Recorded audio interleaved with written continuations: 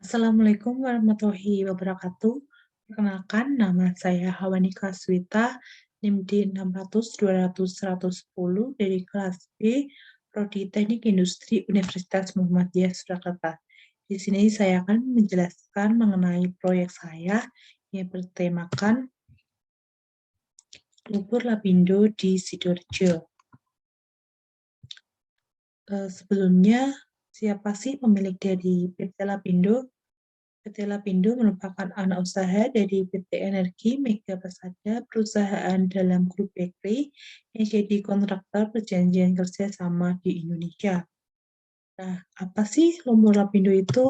Lumpur lapindo adalah peristiwa menyemburnya lumpur panas di lokasi pengeboran lapindo Berantas INC di Dusun Bolongnogo, Desa Renogonogo, dan Desa Jatirejo, Kecamatan Porong, Kabupaten Sidoarjo, Jawa Timur, Indonesia.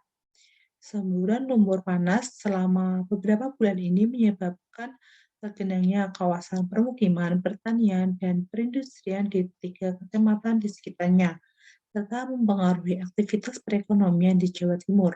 Tragedi lumpur lapindo dimulai pada tanggal 27 Mei 2006. Peristiwa ini menjadi suatu tragedi ketika banjir lumpur panas mulai menggenangi area persawahan, pemukiman, penduduk, dan kawasan industri. Hal ini wajar mengingat volume lumpur diperkirakan sekitar 5.000 hingga 50.000 meter kubik per hari, atau setara dengan muatan penuh 690 truk peti kemas berukuran besar. Apa sih penyebab terjadinya lumpur lapindo itu?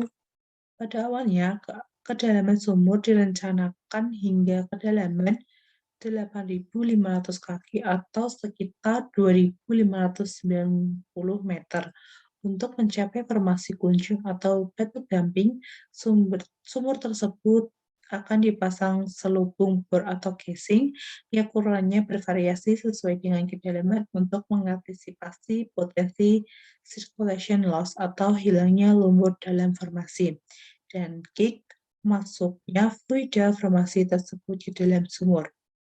Sebelum pengeboran menembus formasi kunjung, sesuai dengan desain awalnya, Lapindo sudah memasang casing 30 inch pada kedalaman 150 kaki, casing 20 inch pada 1.995 kaki, casing linier 16 inch pada 2.385 kaki, dan casing 13-38 inch pada 3.580 kaki atau Lapindo Press Release ke wartawan pada tanggal 15 Juni 2006. Ketika Lapindo mengebor lapisan bumi dari kedalaman 3.580 kaki sampai ke 9.297 kaki, mereka belum memasang casing 95/8 inch yang rencananya akan dipasang tepat di kedalaman batas antara formasi kalibeng bawah dengan formasi kunjung atau 8.500 kaki. Diperkirakan bahwa Lapindo sejak awal merencanakan kegiatan pengeboran ini dengan membuat prognosis pengeboran yang salah. Mereka membuat prognosis dengan mengasumsikan zona pengeboran mereka di zona Rembang dengan target pengeborannya adalah formasi kunjung. Padahal mereka mengebor di zona Kendeng yang tidak ada formasi kunjungnya. Alhasil mereka merencanakan memasang casing setelah menyentuh target, yaitu batu gamping formasi kunjung yang sebenarnya tidak ada. Selama mengebor, mereka tidak mengcasing lubang karena kegiatan pemboran masih berlangsung. Selama pemboran, lumpur overpressure atau bertekanan tinggi dari formasi pencangan sudah berusaha menerobos blowout, tetapi dapat diatasi dengan pompa lumpur lapindo. Apa sih dampak dari lumpur lapindo? Yang pertama yaitu genangan hingga setinggi 6 meter pada pemukiman. Kedua, total warga yang dievakuasi lebih dari 8.200 jiwa. Yang ketiga yaitu rumah atau tempat tinggal yang rusak sebanyak 1.683 unit. Yang keempat yaitu area pertanian dan perkebunan rusak hingga lebih dari 200 hektar. Yang kelima, lebih dari 15 pabrik yang tergenang menghentikan aktivitas produksi dan merumahkan lebih dari 1.873 orang. Yang keenam, tidak berfungsinya sarana pendidikan. Yang ketujuh, kerusakan lingkungan wilayah dan yang tergenangi. Yang delapan, rusaknya sarana dan prasarana infrastruktur atau jaringan listrik dan telepon.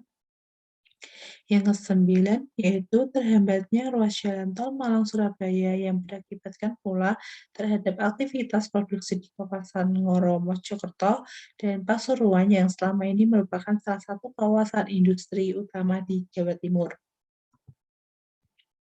Bagaimana sih bentuk tanggung jawab dari PT Lapindo? Untuk menuntaskan bencana luapan lumpur Lapindo, pemerintah menerbitkan sejumlah aturan antara lain yakni Kepres 13/2006, Perpres 14/2007, Perpres 48/2008, Perpres 40/2009, Perpres 68/2011, Perpres 37/2012, Perpres 33/2013 hingga yang terbaru Perpres 21/2017.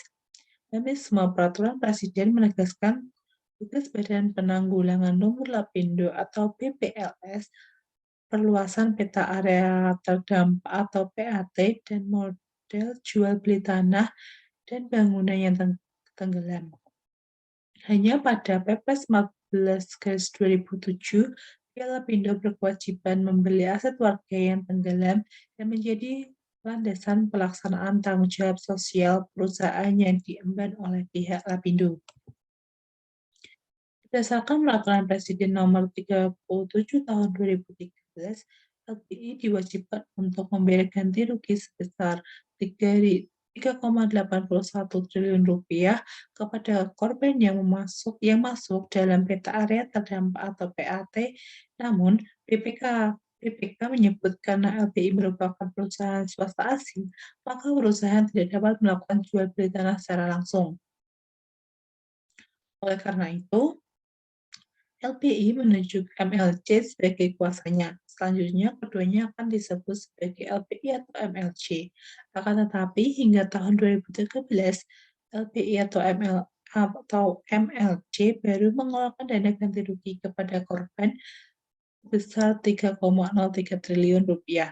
Akibat kesulitan masalah keuangan, LPI dan MLC memohon pinjaman kepada pemerintah. Itulah yang membuat perusahaan bakery tersebut memiliki utang yang besar kepada pemerintah. Pada tahun 2021, tanah yang terendam lumpur sampai saat ini belum terbayar sekitar 400 juta. Terima kasih presentasi dari saya. Jika ada kurangnya mohon maaf. Terima kasih. Wassalamualaikum warahmatullahi wabarakatuh.